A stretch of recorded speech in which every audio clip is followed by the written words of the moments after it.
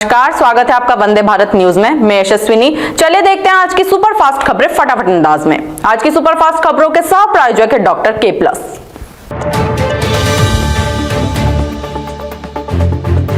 Anora का best picture समेत 5 award मिले। ऑस्कर 2025 में अनोरा ने बेस्ट पिक्चर का अवार्ड जीता। बेस्ट एक्टर का खिताब एड्रियन ब्रॉडी को मिला। मिकी मेडिसन को बेस्ट एक्ट्रेस चुना गया। इस साल कई नई श्रेणियों में कड़ी टक्कर देखने को मिली।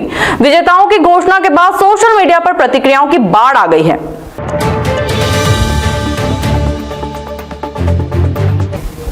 हरियाणा कांग्रेस नेता हिमानी मर्डर केस का आरोपी गिरफ्तार। रोहतक में सूटकेस में मिली लाश से इलाके में सनसनी फैल गई। मृतका की मां ने बताया कि वह हुड्डा की पार्टी में शामिल हुई थी। पुलिस ने मामले की जांच तेज करते हुए मुख्य आरोपी को गिरफ्तार कर लिया है। इस हत्याकांड को लेकर कई राजनीतिक चर्चाएं भी शुरू हो गई हैं। जांच एजेंसियां हत्या के पीछे की गहरी साजिश की जांच कर रही है।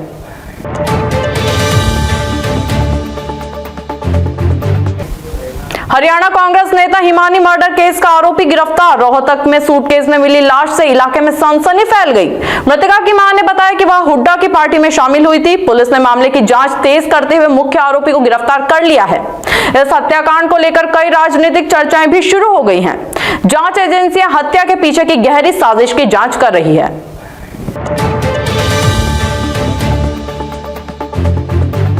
अयोध्या गैंगरेप विक्टिम की बहन बोली, मुआवजा नहीं इंसाफ चाहिए। पीड़िता की बहन ने सरकार से न्याय की मांग की है।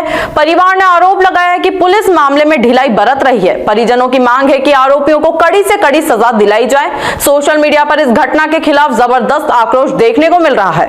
परिवार ने कहा है कि वे मुआवजा नहीं बल्कि दोषियों को मौत की सजा चाहते हैं।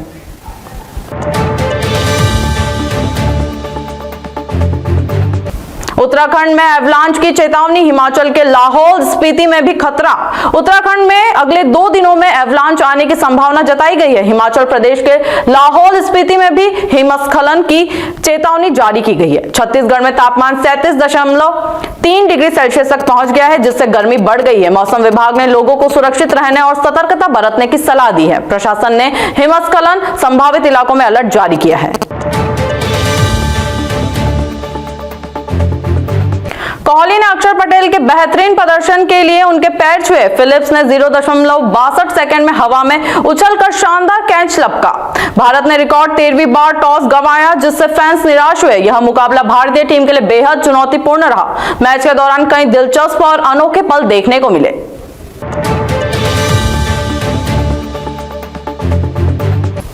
स्विट्जरलैंड में बसने और बच्चे पैदा करने पर मिलेंगे 50 लाख। स्विट्जरलैंड के एक खूबसूरत शहर में बसने के लिए सरकार दे रही है पैसा। इस योजना के तहत बसने वालों को 50 लाख रुपए तक की मदद दी जाएगी। शर्त यह है कि दंपति को वहां स्थायी रूप से रहना होगा। इस योजना का उद्देश्य जनसंख्या को संतुलित करना और पर्यटन बढ़ाना है। आवेदन करने वालों की संख्या में भारी वृद्धि देखी जा रही है।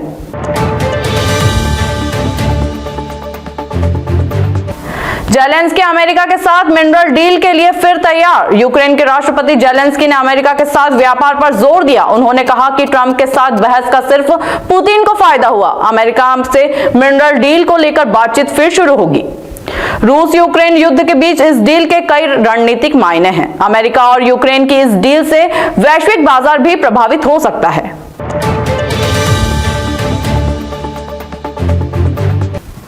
भारत ने 44 रन से न्यूजीलैंड को हराया। वरुण चक्रवर्ती ने लिए 5 विकेट। भारत ने शानदार प्रदर्शन करते हुए न्यूजीलैंड को हराया। वरुण चक्रवर्ती ने अपने करियर का बेहतरीन प्रदर्शन किया। टीम इंडिया अब चैंपियंस ट्रॉफी सेमीफाइनल में ऑस्ट्रेलिया से भिड़ेगी। भारतीय बल्लेबाजों और गेंदबाजों ने मैच में शानदार संतुलन बनाए रखा। यह जीत भारतीय क्रिकेट टीम के लिए काफी महत्वपूर्ण मानी जा रही है।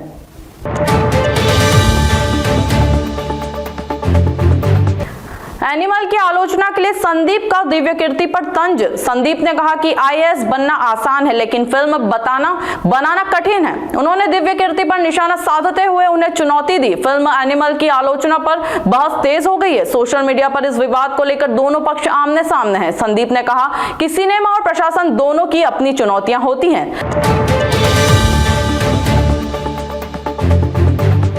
ऑस्कर ट्रॉफी ट्रॉफी से भरा ट्रक हुआ था चोरी, कचरे में मिली 52 ट्रॉफी। ऑस्कर ट्रॉफी से भरा ट्रक चोरी हो गया, जिससे हड़कंप मच गया। बाद में पुलिस को कचरे में 52 ट्रॉफियां मिली, लेकिन 3 अब भी गायब हैं। विल स्मिथ ने इस साल के समारोह में होस्ट को थप्पड़ मारने की घटना को याद किया। इस चोरी के पीछे अंतर्राष्ट्रीय गिरोह का हाथ होने की संभावना जताई जा रही है। पुलिस मामले की गहन जांच कर रही है और जल्द खुलासा होने की उम्मीद है।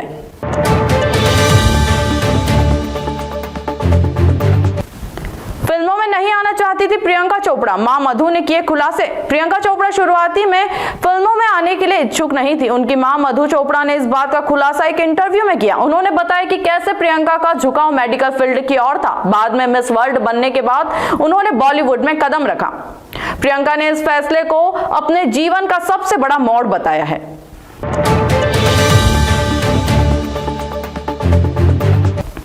Grammy award nominated singer एंजी stone का निधन। प्रसिद्ध सिंगर एंजी स्टोन का एक कार एक्सीडेंट में निधन हो गया। उनके सबसे चर्चित गाने wish I did not miss you को लोग याद कर रहे हैं। फैंस और सेलिब्रिटीज ने सोशल मीडिया पर उन्हें श्रद्धांजलि दी। उनकी मौत से संगीत जगत में शोक की लहर दौड़ गई है। परिवार ने इस कठिन समय में निजता बनाए रखने की अपील की है।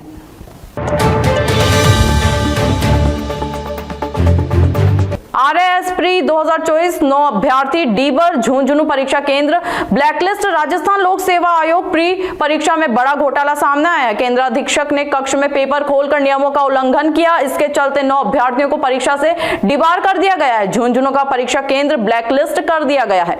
पर्यवेक्षकों पर भी सख्त कार्रवाई की जाएगी और जांच जारी है।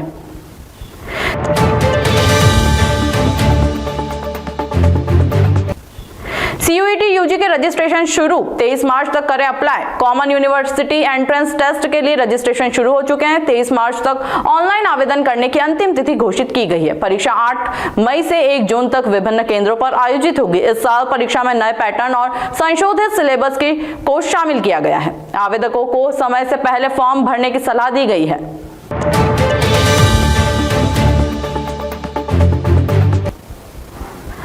ऊपरी स्तर से करीब 800 अंक गिरा सेंसेक्स। सरकारी बैंकों को भारी नुकसान। सेंसेक्स में भारी गिरावट दर्ज की गई और यह 73,000 के नीचे पहुंच गया है। सरकारी बैंकों के शेयरों में सबसे ज्यादा नुकसान देखने को मिला। बीते हफ्ते शेयर बाजार 2113 अंक तक गिर चुका था। विशेषज्ञों के मुताबिक वैश्विक बाजार की अस्थिरता इसका कारण हो सकती है। निवेशकों को सतर्कता बरतने और लॉन्ग टर्म इन्वेस्टमेंट पर ध्यान देने की सलाह दी गई है।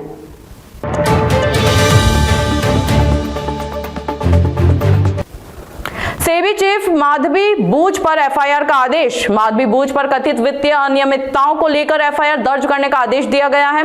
उनके कार्यकाल के दौरान लिए गए कुछ फैसलों की अब समीक्षा की जा रही है। सेबी ने इस मामले में कोई आधिकारिक बयान जारी नहीं किया है। इस केस के कारण शेयर बाजार में भी हलचल देखने को मिली है। जांच एजेंसियां जल्द ही इस मामले में विस्तृत रिपोर्ट जारी कर सकती है।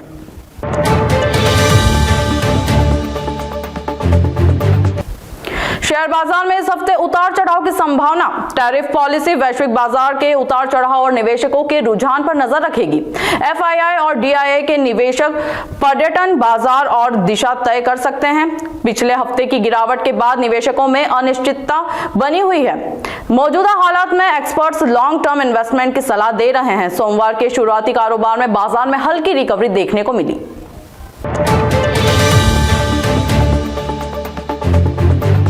फडणवीस बोले, अमित शाह से मेरी कोई शिकायत नहीं हुई। महाराष्ट्र के डिप्टी सीएम देवेंद्र फडणवीस ने अफवाहों का खंडन किया। उन्होंने कहा कि अमित शाह से उनकी कोई शिकायत नहीं है। शिंदे गुट और भाजपा में मतभेद की खबरें निराधार हैं। संजय राउत को लेकर भी फडणवीस ने बयान दिया और उन्हें आलोचना का निशाना बनाया। राजनीतिक गलियारों में इस बयान के बाद चर्चाएं तेज हो गई हैं।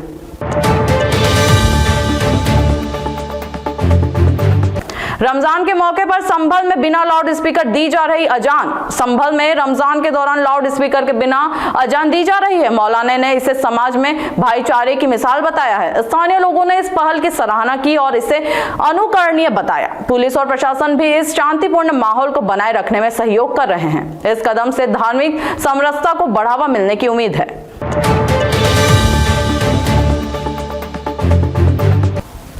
दिल्ली वाले बजट पर सुझाव दें, सीएम रेखा गुप्ता ने जारी किया व्हाट्सएप नंबर। दिल्ली सरकार ने आम जनता से बजट को लेकर सुझाव मांगे हैं। सीएम रेखा गुप्ता ने इस पहल के तहत एक व्हाट्सएप नंबर जारी किया। सरकार चाहती है कि नागरिक अपनी जरूरतों के अनुसार बजट में सुझाव दें। इससे स्वास्थ्य, शिक्षा और परिवहन में सुधार की रणनीति बनाई जा सकेगी। अभियान को लेकर नागरिकों में उत्सुकता देखी जा रही है।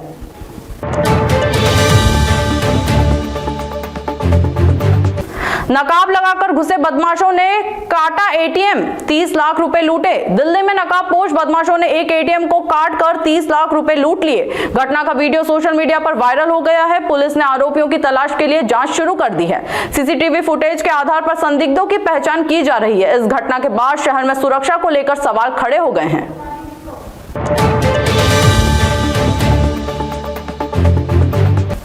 पंजाब के मशहूर पादरी बजिंदर सिंह पर यौन उत्पीड़न का आरोप। एक महिला ने पादरी बजिंदर सिंह पर यौन उत्पीड़न का सनसनीखेज आरोप लगाया है। पंजाब पुलिस ने इस मामले में एफआईआर दर्ज कर जांच शुरू कर दी है। पीड़िता ने कहा कि उसे लंबे समय से प्रताड़ित किया जा रहा था। आरोपी के खिलाफ पहले भी विवादित मामलों की खबरें सामने आ चुकी हैं। पुलिस ने इस मामले में निष्पक्ष जांच का आश्वासन दिया है।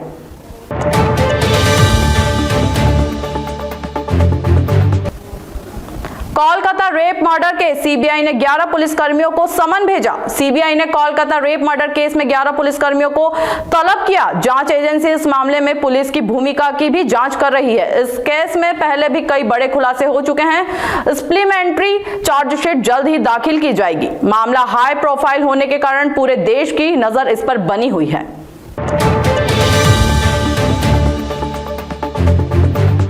मार्च 2025 में कुछ महत्वपूर्ण वित्तीय डेडलाइंस आ रही हैं, जिसका पालन करना आवश्यक है।